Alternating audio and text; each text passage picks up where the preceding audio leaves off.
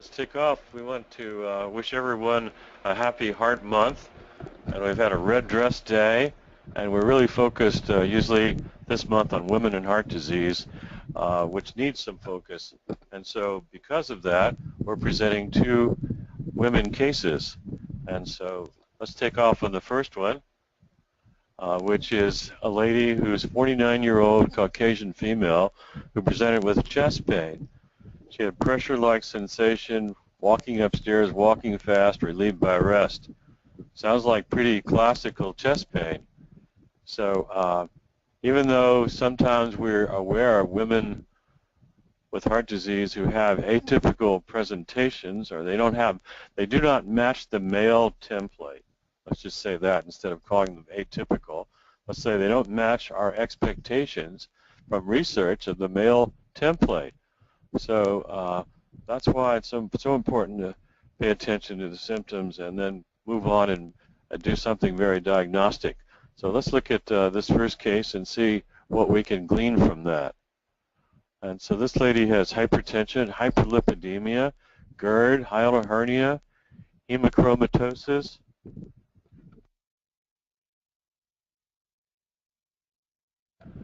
Pooh, welcome to the conference. Thank you. Patients had a hysterectomy, renal surgery, aspirin allergy. It's a non-smoker.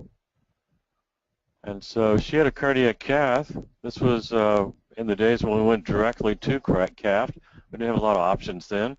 It was a totally occluded LAD prior to any branches with what is a frequent collateral, which is a CONUS branch.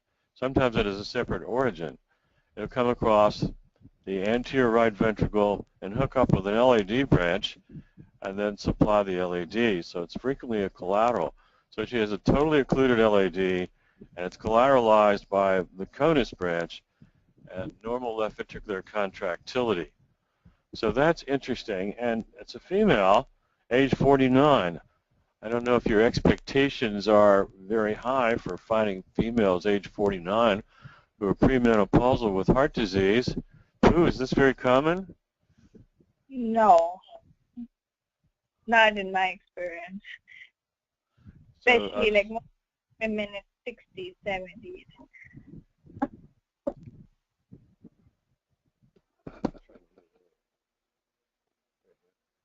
So we thought we would talk about some of the secrets of a woman's heart as we discuss these two patients today.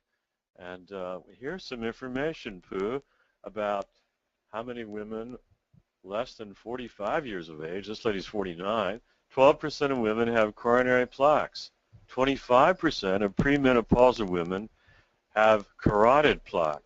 And I'm seeing that. We're doing CIMT on women in the clinic, and we're seeing carotid plaque, and probably that much is not more. Yeah. So there's some interesting information about menopause and heart disease. I think menopause being the onset of coronary artery disease in women is a myth. And so I think we should focus on the lifetime risk rather than after menopause. Although heart disease mortality increases with age, it's lower in women than in men. It's been suggested that there's a protective effect of female hormones in women, and that's lost at menopause. I don't think that's true. There's also heart disease in women increases exponentially with age with no acceleration at menopause. There's no break in the curve. In men, there's a rapid increase during young adulthood followed by reduced rates of increase, which explains sex differences. We're just trying to compare them to men, and we think there's a change at menopause, but there isn't. And so here's the curve. And so at what age would you screen women to look for heart disease? In men, it seems to be age 40. Frequently, sometimes because of premature development of heart disease in members of the family, will dip down into the high 30s, or because of suggestive heart disease symptoms, will dip down the high 30s. And then, of course, women, it looks to me like age 45. That would be about 5 years later rather than 10 years later, some in their early 40s. I am a proponent of developing a baseline at age 45. I would like to discuss that sometime in the future. I think EKG, echo, when we get highly sensitive troponin I, That would be very helpful in the United States because people shown in the ER have a 30% positive troponin when you use the very, very highly sensitive. The NT-proBNP elevates in women when they're having a cardiac event as opposed to men. And according to the WISE study, sometimes they don't even have troponin increase. They'll have an NT-proBNP first. Carotid thickness, plaque assessment is very important. Cardiac CT can be very helpful. Screening for abdominal aneurysm if there's a family history. And if there's smoking, screening for a peripheral vascular disease is useful. So let's go back to our patient. So our patient had a totally occluded LAD. Pooh, what do you think about this? Is this an acceptable option in this patient? We have to see images. How well collateralized is it? I mean, if she's getting sufficient blood supply, she's not symptomatic, then I'd do more of a functional test before doing, or a viability thing before doing a Lima to LAD. Melody, what do you think? Can you speak, Melody?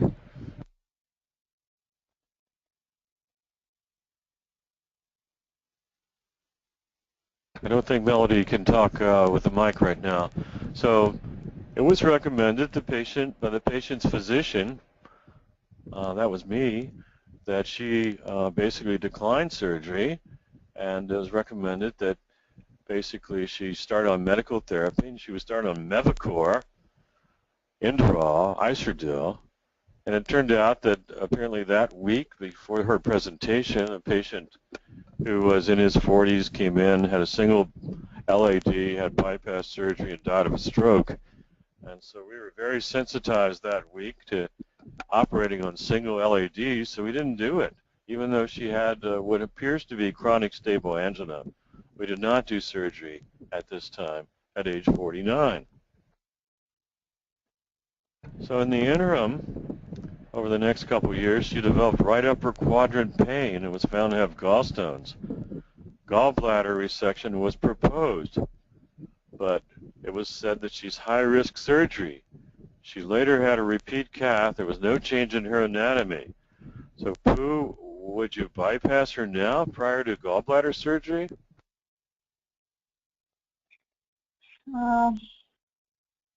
Do we know that LAD, I mean, if it's CTO, we need to know if it's viable or not. Would we get any benefit from bypassing it? She has normal LV contractility, so it appears that the anterior apical is functional. But let's look at some of the stuff. We did propose this. We proposed, we took her to the cardiac cath conference, and everybody said do a Lima to the LAD prior to gallbladder surgery to prevent operative death because of a high operative risk, because 25% of her myocardium was ischemic during testing. And so we didn't do it. Patient and I declined, and the patient had gallbladder surgery without complications. What to do next? What would you suggest at this time, Pooh? Medical management will obviously continue. PCI to the LAD, not, I guess if she continues to be symptomatic, then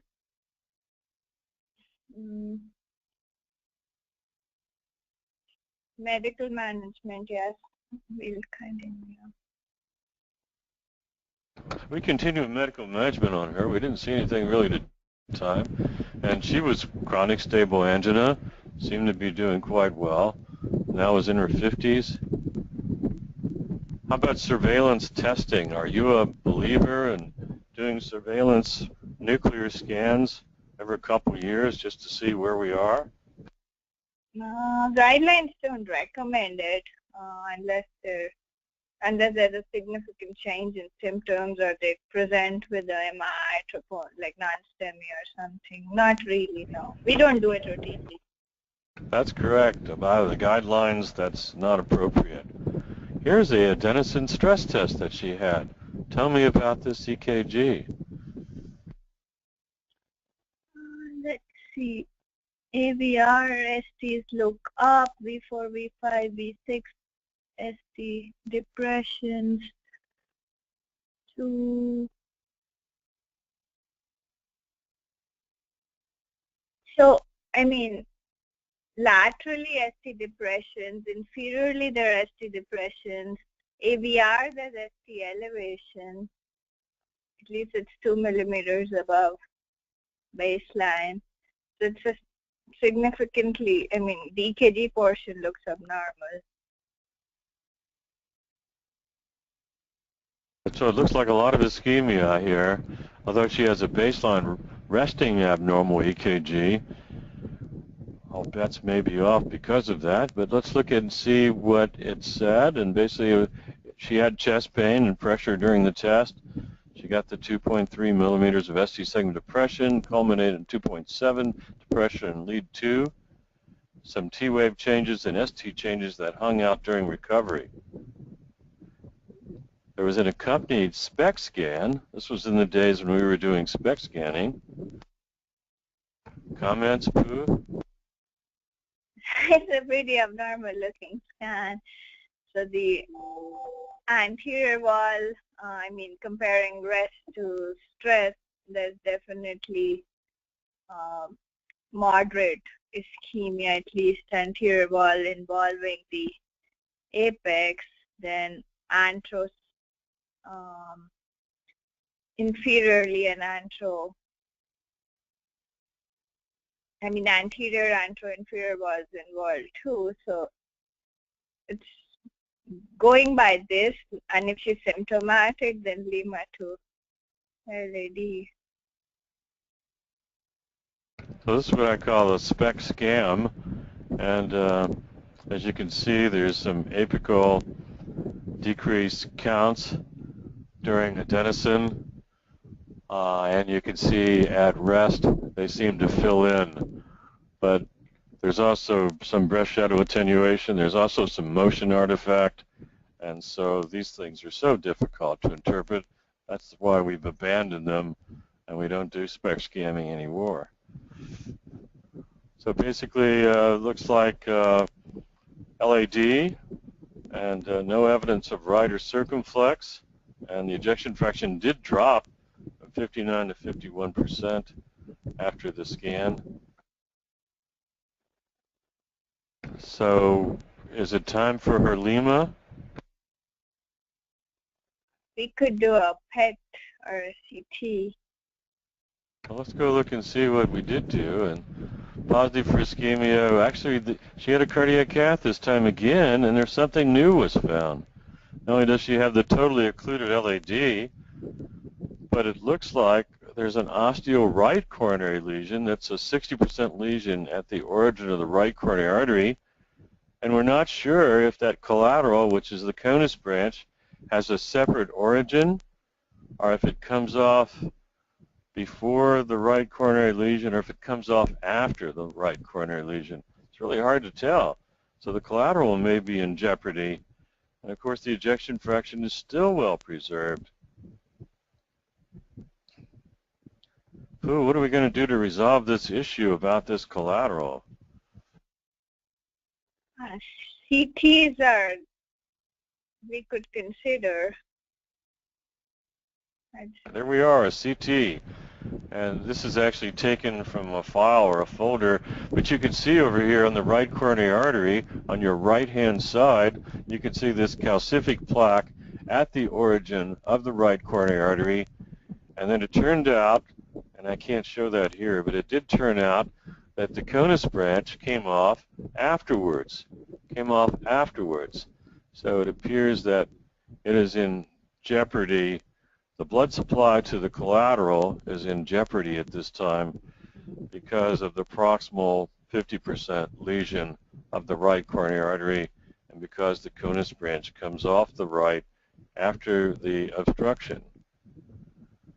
We also had calcium score, which was very high, mostly LAD, but there was some in the circumflex as well, and to the right, but no significant disease in those vessels, but they did have calcification. So coronary artery disease is usually a multi-vessel disease May not be severe stenosis in all vessels, but it's a multi-vessel disease.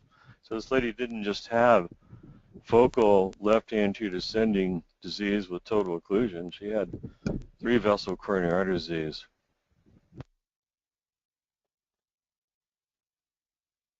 Cardiac cath conference. Lima to the LAD was recommended because of totally occluded LAD proximally before branching and compromise of the right coronary with a 50% osteal lesion prior to the origin of the conus branch, which collateralizes the entire LAD.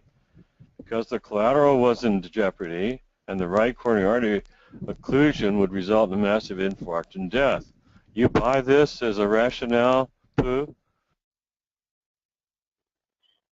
I mean, depends, but sounds reasonable to me. If it closes, I mean, how would you justify if she comes having an MI? It would be hard if you don't do anything now. Certainly if it closes, the whole shooting match is over. Patient's cardiology and patient's cardiologist, me, and the patient decided that we would decline bypass. She was started on Ronexa, 500 milligrams BID for her chronic stable angina, and they tolerated it well. She continued to have chronic stable angina, as defined in the COURAGE study, and which showed that there was literally no benefit from bypass surgery or angioplasty if patients were stable. She did have your PET scan that you asked for, and so with the PET scan, which can be a lot more specific and can give more exact measurements, she was found to have calcification of the LAD, circumflex, aortic valve, some aortic calcification. She also had the huge anterior apical septal reversible perfusion defect of 25%, which reversed to 2%. I suspect the 2% is just apical thinning, physiological apical thinning, and doesn't represent infarction or doesn't represent ischemia. We had a 50% ejection fraction, which actually behaved physiologically with Lexiscan, where the ejection fraction went up to 65% during stress, which is a normal response, which is kind of interesting, giving that much myocardium at risk. Still had normal wall motion. And so, in conclusion, for this Heart Month, this lady actually just died this week. And the story is, I've been spoofing you a little bit because we've gone over a lifespan on this patient who basically began at age 49 in 1976 when I did her heart catheterization. And we basically fought off the surgeons every decade for 4 decades. And now, at age 89, she died of complications of her hemochromatosis. Her cardiovascular status remained stable, with chronic stable angina for 40 years. She did not undergo any surgical or interventional procedure for her chronic stable angina throughout this time period and lived a very productive life. Any comments, Pooh? I mean, symptoms, would you usually, any intervention we do either for symptomatic improvement or to increase survival? So how bad electronic stable angina with maximal medical therapy, they're still symptomatic. Would we ever consider doing something invasive or no? Have you ever seen a patient with a 40-year follow-up? No. No. I'd have to read the 42. This is something we never see in any of our cardiac conferences. We hear what happened a year later or 2 years later or something 6 months later usually, but I don't think you ever see patients with 40-year follow-up. I want you to note every decade the surgeons want to operate on her, and every decade she said no and I said no, and she did fine. 40 years of coming to the clinic and then dying of an unrelated disease. Right. Any comments from anyone else?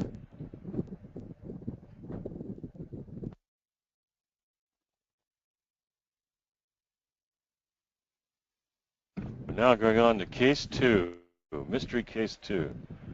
We just had to show you a 40-year follow-up on someone. History of present illness. This lady is a 62-year-old lady who presented in November 2006 for cardiac clearance for left mastectomy and radiation therapy. She had a silent anterior apical MI distribution of the LAD 5 years prior. She reported having shortness of breath on exertion because of obesity, denied any chest pain, palpitations, dizziness, orthopnea, PND, or peripheral edema. Her prior workup was a stress test, which we think was okay, and then a rest and adenosine MyAview SPEC, 2006, when we were still doing SPEC scans. She had a fixed anterior apical septal area of dyskinesis consistent with a whole silent MI involving the LAD distribution, no reversible defects, ejection fraction 41%. She has a history of lots of stuff: hypertension, type 2 diabetes, hyperlipidemia, systolic heart murmur, COPD, left breast cancer, GERD, anemia, fibromyalgia, degenerative joint disease, right hip replacement in the past. She's on lots of medications, allergic to Novocaine, non-smoker, sedentary lifestyle. As a matter of fact, they call the place where she lives, which is under some live oaks with moss hanging down from the trees, they call it Slowpoke Acres. Slowpoke Acres. And so when you call her on the phone messaging machine answers Slowpoke Acres. We're not available now. Physical examination just showed some obesity. What would you do next on this lady, Pooh? Start off with the EKG, echo.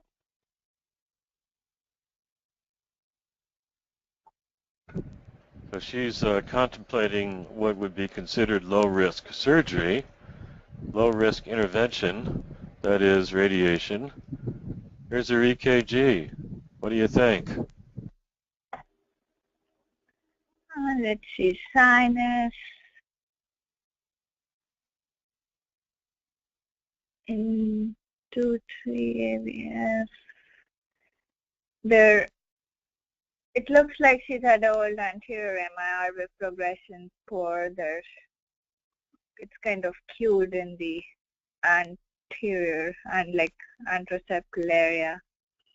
Other than that, that's about it.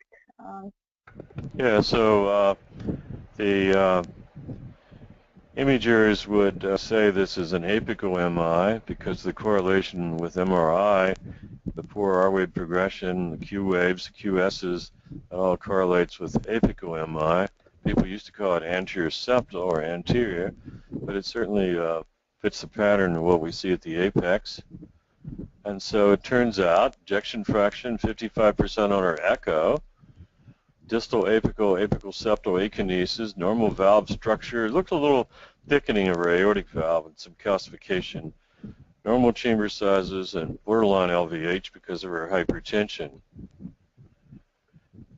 What to do next? Comments, Pooh? I mean, risk factor modification. Obviously, I don't know if she's had lipid testing. I know you like that pulse test or CRP to see where they're on the risk curve. And then since that stress test was 2006, and if you're seeing her now, it's been a while, so we need some kind of functional assessment if it's still ischemic or not, or what's going on. So we could. Oh, you cleared. The patient was cleared as low risk because of the old anterior and proceeded with mastectomy, subsequent radiation to the left breast area and chest. Next visit, she appeared again for cardiac clearance for neck surgery to remove a low-grade thyroid cancer. 2007. No new complaints, denied any chest pain, no palpitations, no other symptoms. Now we're pre-oping her again a year later. Plans, Pooh? Any more observations, or just go ahead and say she's low risk?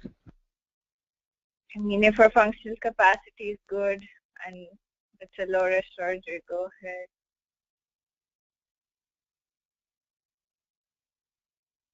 She did have an EKG and echo, no changes from the year before.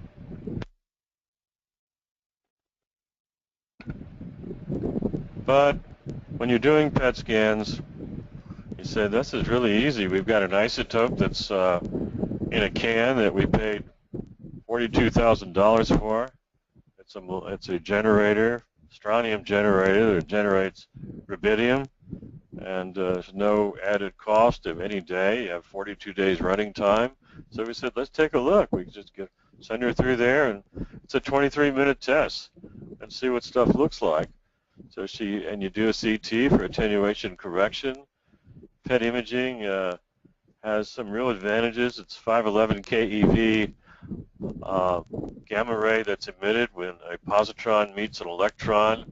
Travels a little ways to meet that, which is the positron range, and then is annihilated and gives off two gamma rays 180 degrees apart. And you have a round detector that can detect anything that's happening coincidentally. And then we've got attenuation correction from the CT scan. So this showed a lot of calcium, main left, LAD, circumflex, light calcification of the right coronary, dilated LV at rest and stress because of the ode anterior apical MI, ejection fraction 34%, segmental LV dysfunction. The apex was akinetic, anterior wall hypokinetic, inferior and lateral wall were hypokinetic as well. Fixed apical defect and reversible basilar lateral defect. Something new has cropped up. 25% of the myocardiums had defects. This is like our other patient. But 9% of that was reversible and in the circumflex distribution. This was not seen on the previous SPECT scan a year before. So now we've got a new reversible defect, about 9% of the myocardium. No change in symptoms. Patient's going on for surgery. She's already taken out the anterior wall at apex. Should we risk this, or should we go check it out with a cath and consider angioplasty? Pooh, what would you do on this one? I mean, since she just had radiation, that increases her risk too. So she may not have anything a year ago, and now with radiation, osteal sort, like all osteal vessels are more at risk. So, I mean, it is true that the area of radiation was somewhat in the lateral area because there's some calcifications and there were some linear changes in that area, and so it could very well be the circumflex as involved in the radiation therapy. It's usually a lag time of 10 years, though, and this is sooner than the lag time. And so we decided to do a cath. We had two vessel disease now, chronic occlusion of the LAD, just like our other patient, except this one had the big infarct, and 99% stenosis of the proximal circumflex, 50% mid-level stenosis of the right coronary. Since we're considering surgery and we don't want to put her on Plavix, she had a bare metal stent in the circumflex without any problems at all, opened it up, got good flow, didn't do anything with the right coronary with the 50% lesion. The LAD, of course, we know it's a chronic total occlusion, and we know it's infarcted, especially from the PET scan, which is very useful. So she had her thyroidectomy. She went on a year later to get a GI bleed. During that time, they were going to do some endoscopy, and she basically had some problems with MAC, with the local anesthesia, and so she was intubated. She had a short neck. It was a very difficult intubation, but it was carried out successfully. She also was diagnosed with new cancers. She had a lymphoma, and some myoclonal gammopathy of unknown significance. And now surgery again. She presented for knee surgery in September 2008. We're doing surgery on this lady every year. 2006, 2007, 2008. No complaints, denied chest pain, feeling good. Here we go again. What do we want to do in anticipation of this surgery? Since a year before we had to do angioplasty.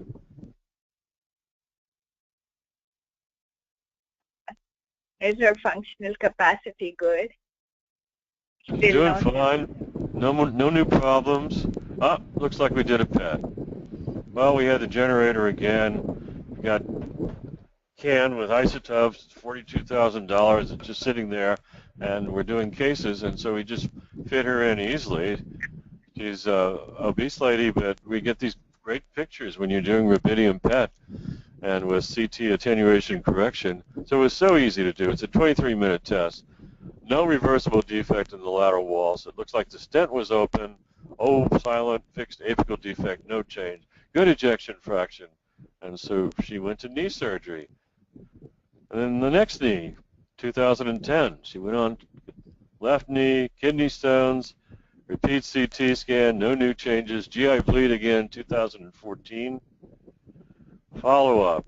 Patient presented with complaints of recent heartburn over the last 2 weeks, denied any chest pain, had some palpitations, dizziness, orthopnea, did not have any of these symptoms.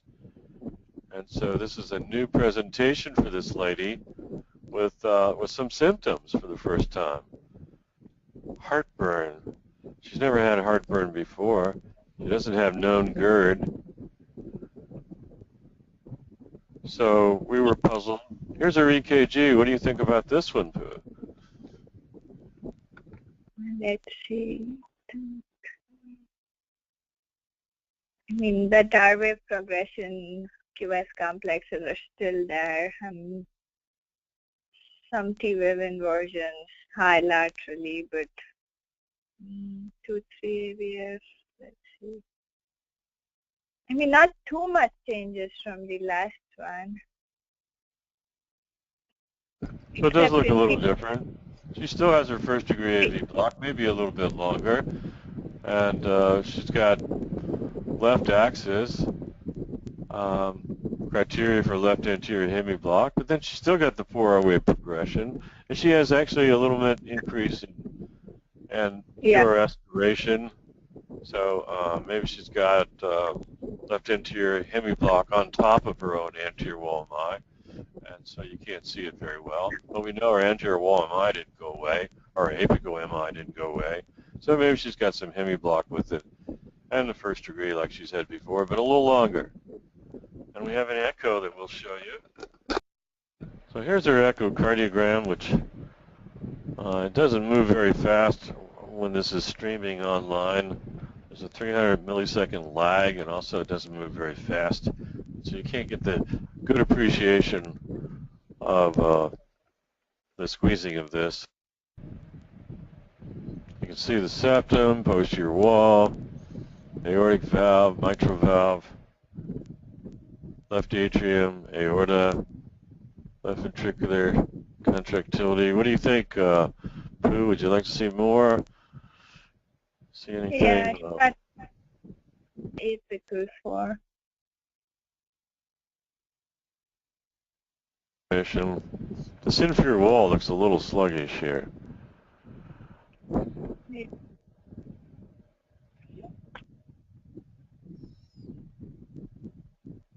Can't see the apex from here, but we'll go to a 4-chamber view in a minute so you can see that better. The apex isn't going to tell us anything because we know it's out anyway. But here we go.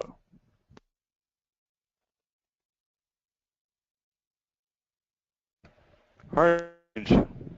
This doesn't look like it's moving very well.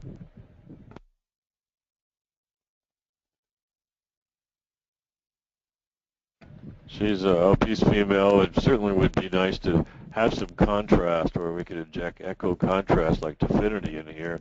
But it looks like this is not really moving very well. This looks like it's moving pretty good. This would be the distribution of the area of the previous stent to the circumflex. Do we have a short axis?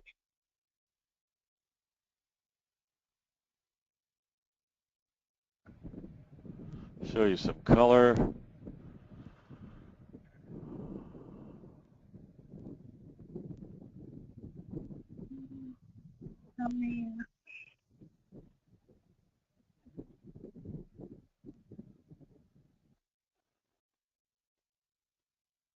Looks like an attempt at a two-chamber view.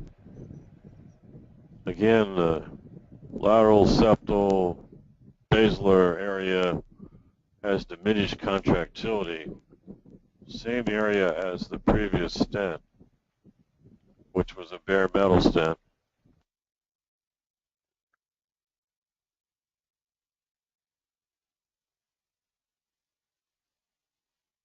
So apical akinesis consistent with old anterior wall mine, new onset lateral wall hypokinesis.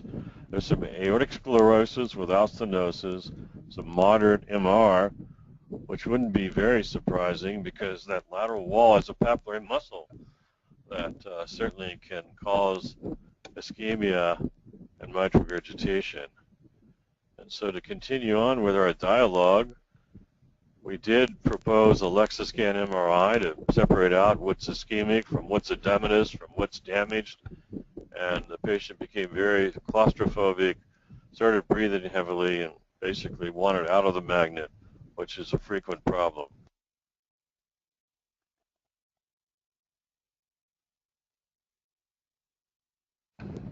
We decided that we would do a cardiac cath on her and possibly an angioplasty of the circumflex, and it was scheduled electively, but she had some severe shortness of breath, and 2 days before she's supposed to get her cath at Tampa General, she showed up at St. Joseph's Hospital, a different group of cardiologists, and a new workup. She had a CT of her chest, which showed no evidence of pulmonary thromboembolism. Here's her SPEC thallium scan in 2016, looking for ischemia of the apex. There was a rest study and then a late scan for redistribution of the isotope. This is something that we used to do about 15, 16 years ago. It was a poor man's MRI or a poor man's PET scan to try to see if there's a reversible defect involving something, and if there was hibernating myocardium. And this was the best we had then. Sometimes you do it even during a nitroglycerin drip. And so very old technology that's been invoked by a very modern hospital in 2016 rather than to do a PET or an MRI. Any comments about this SPEC thallium scan with rest and redistribution? Pooh? I mean, with late, so they're 4 hours and 24 hours, or just 4 hours delayed pictures? Yeah, it's usually 24 hours. I think you're familiar with that test. Right. I mean, if the bottom halves are delayed, then the apex seems to be coming back some in the short axis view, but it's fixed in the horizontal and vertical long axis. So overall, I mean, doesn't look viable. So it looks like not having any medical records and not getting any and winging it on this patient. There was a thought as to whether the apical anterior septal area of the left ventricle was hibernating or not. And so they did this very poor study in terms of being able to get good results as opposed to PET or MRI, and basically showed that there was a fixed defect in the apex and it wasn't reversible by thallium scan. I'm not sure how that would compare with MRI in terms of sensitivity and specificity. But the important thing is not that for me. For me, the important thing is that the wall, which is not moving right now, is still very much viable and is taking up all kinds of thallium and looks very good. So it looks like that area could be revascularized if it's favorable, if there's favorable anatomy. That's the area that had the previous bare metal stent. So I like the information I'm getting here. I'm just saying that just old infarct and there's no new infarct on this hospital admission. Heart is a little bit dilated. Looks like there's something we could do for this lady. So I like what I see. I have a question. So the short axis, how the bottom half have the apex lighting up some in the donut view? So let's look at the short axis, and we've got apex here, apex here, apex, apex. Can you see my marker? Yeah. Okay, good. Apex, apex, and then we get back to the base, and so towards the base. Okay, got you. So I don't really see that area. Oh, let's go down here. We look apex, apex, septal, yeah. apex, apex, apex, apex. So it looks like it's pretty well out from what I can tell here. Okay, thank you. It's just color coding it a different way, and seems to tell us this pretty much the same kind of stuff. And then she had cardiac catheterization. Okay, Pooh, tell us about the cardiac cath as we play this through. We'll give you more images. So the LAD is CTO, which we see circ. Let's see.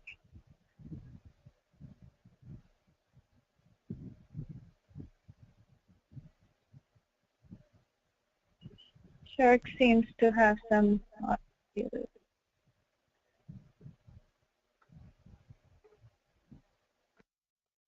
Give you more images so you can appreciate everything in all the different views. Here's the LAO projection. This is probably the most influential. Yeah, ileocardium, let's see. Yeah, that's circ. Like proximally, that stent has instant restenosis. I mean, I don't see the stent outline clearly at all from here. It looks like big-time bad problem at the bifurcation of the main left, involving perhaps the distal main left where it's tapering, and this area of very little contrast coming through proximally here in the LAD and proximally in the circumflex. So it's like main left or main left equivalent disease. Looks very bad. There's also, if we went back on the nuclear scan, we would see that the anterior lateral wall, which is the area of distribution of the diagonal, is still intact. So there must be a diagonal vessel somewhere around here, and we could go back here to see if we can find that. And there it is. There's a diagonal vessel up there that's still intact, that still has basically uptake of thallium that could be revascularized as well. So this could be revascularized, this could be revascularized, so you'd have to get into the distal LAD, the proximal LAD, the distal main left, and the proximal circ, all that stuff you'd have to stent, and then get back in here and then do a stent in the diagonal vessel. Well, let's see what the right's doing.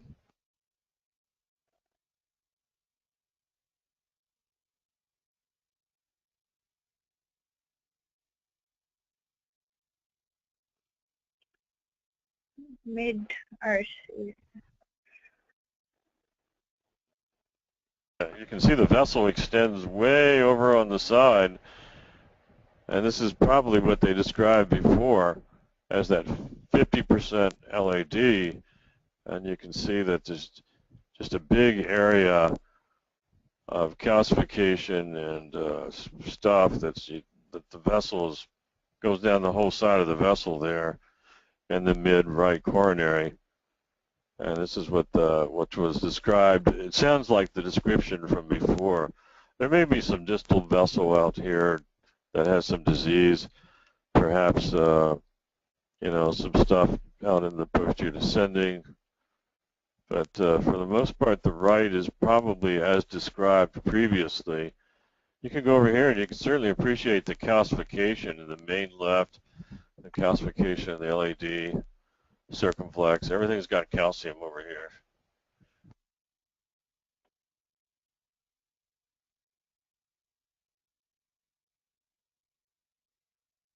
And here's another view of this proximal or mid-right coronary.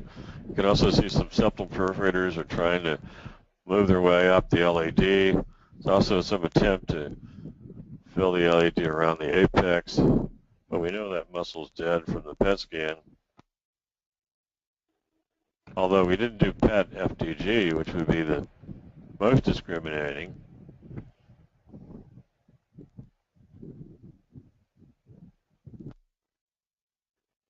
This is looking at the distal right circulation.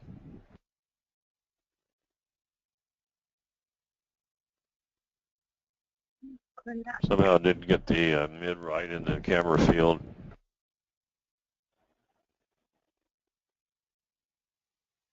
Let's take a look at the LV-gram. And the LV-gram, not surprisingly, shows the anterior apical area of dysfunction. And it looks like the base is beating better than it did on the echo. A little sluggish in the inferior wall.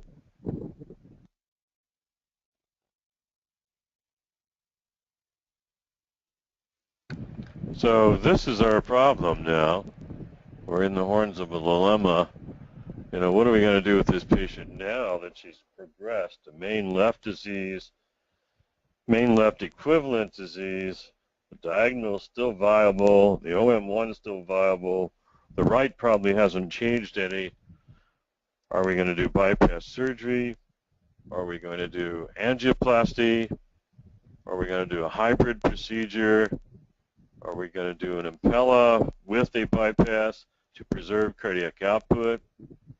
And so she was presented at Tampa General Hospital, first at St. Joe, and cardiac surgery turned her down, and then angioplasty doctors turned her down. They put a life vest on and sent her home.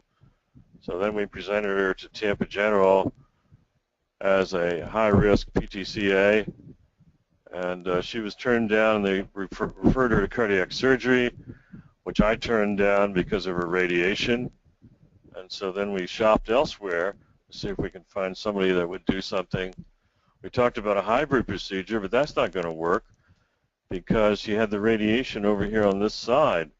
And so we're not going to do the LAD. It would have to be a hybrid to the circumflex. That's going to be hard to reach. We could try to come across with a REMA. It's still going to be trouble because of the left radiation. So we're not too happy about trying hybrid surgery in this lady like we did with HH, a patient I presented before.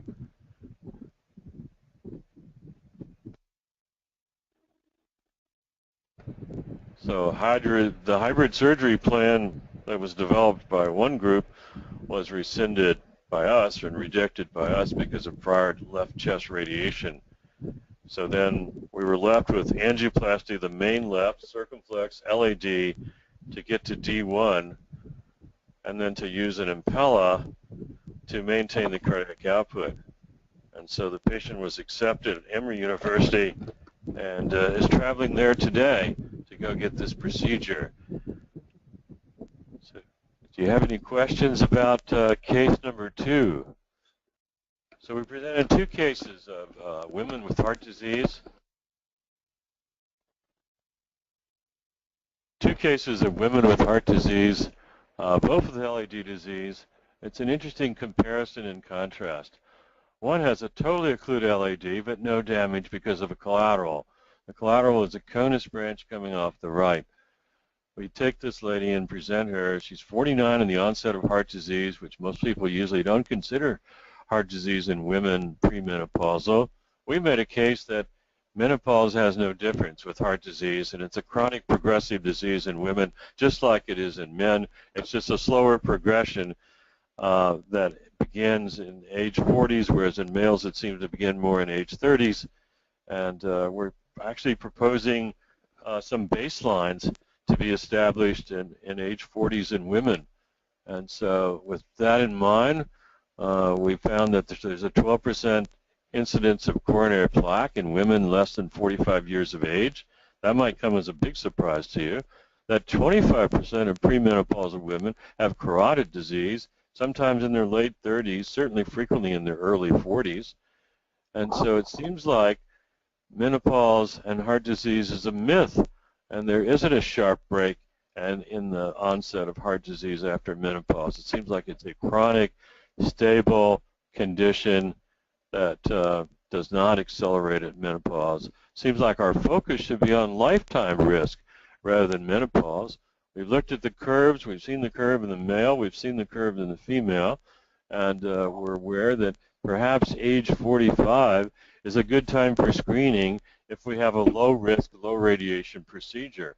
And of course we do. We now have CT scanning that has the radiation exposure it has for a while of 2 mammograms, and mammograms are justified every couple years on women. And actually, if you use model-based iterative reconstruction, MBIR, the radiation drops to that of 2 chest X-ray. So frequently people have chest X-rays, positive PPDs, and so on and so forth. So we don't feel reluctant to do chest X-rays, looking for tuberculosis, which we don't see much, and so coronary disease, which we see a lot. It seems like we would develop a baseline. This is my proposal for a baseline for women at age 45. And you can see that women do have problems. The lady had chronic stable angina for 40 years. We did a lot of tests on her every couple years, and we fought off the surgeons who wanted to bypass her. And she lived a very productive life, but she did have chronic stable angina. The other lady is less fortunate. She didn't have a collateral, so she took out her apex and anterior wall. She's a little more problematic. Preoperatively, we did an assessment with a PET scan and found that she had a new lesion. She had a bare metal stent. Bare metal stents are taking some risk. She got her surgery and went on after that. She had radiation of the left breast. Makes her problematic for surgery of the chest. And now she's got severe 3-vessel disease at the trifurcation. She's somebody who has chronic recurrent disease, maybe chronic smoldering disease. She certainly seems to have immunoincompetence in that she keeps getting cancers cropping up everywhere. Perhaps that has something to do with her smoldering coronary artery disease that's been very progressive over this period of time, whereas the other lady, comparing and contrasting, went a 40-year period with very, very little change, maybe some proximal right coronary disease with calcification, which didn't look too risky. And so we're interested in what your feelings are about approaching patients, and I wish you and would ask you to email me to tell me if you've been screened. We've screened all of the male doctors on campus here at Memorial Hospital. Everybody's come to me and said, hey, I want a PET, I want a CT scan, I want to know what my anatomy is.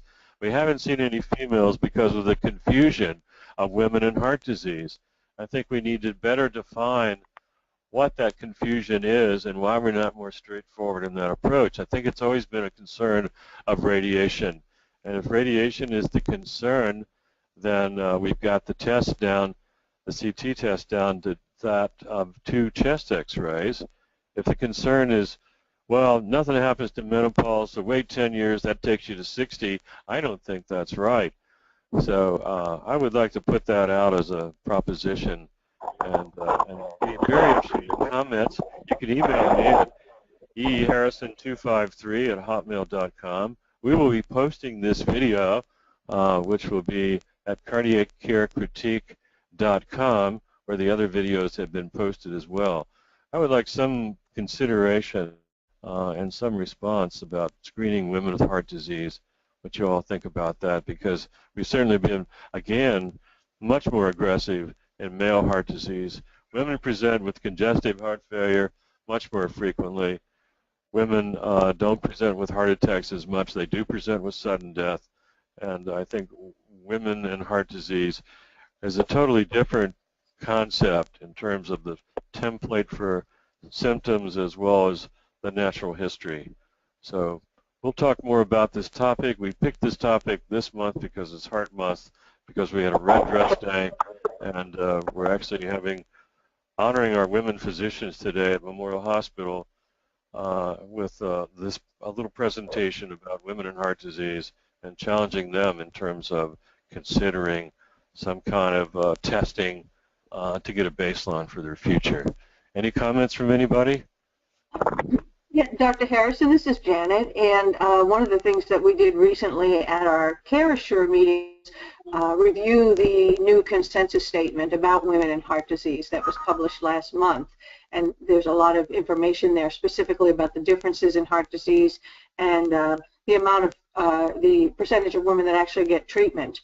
My question on this presentation is regarding the screening, and if you do not have symptoms, does typically the insurance provider pay for this kind of screening, or is this an out-of-pocket cost because you might be asymptomatic but have concerns about perhaps familial history or other issues that might feel that you warrant screening? Thanks for your question.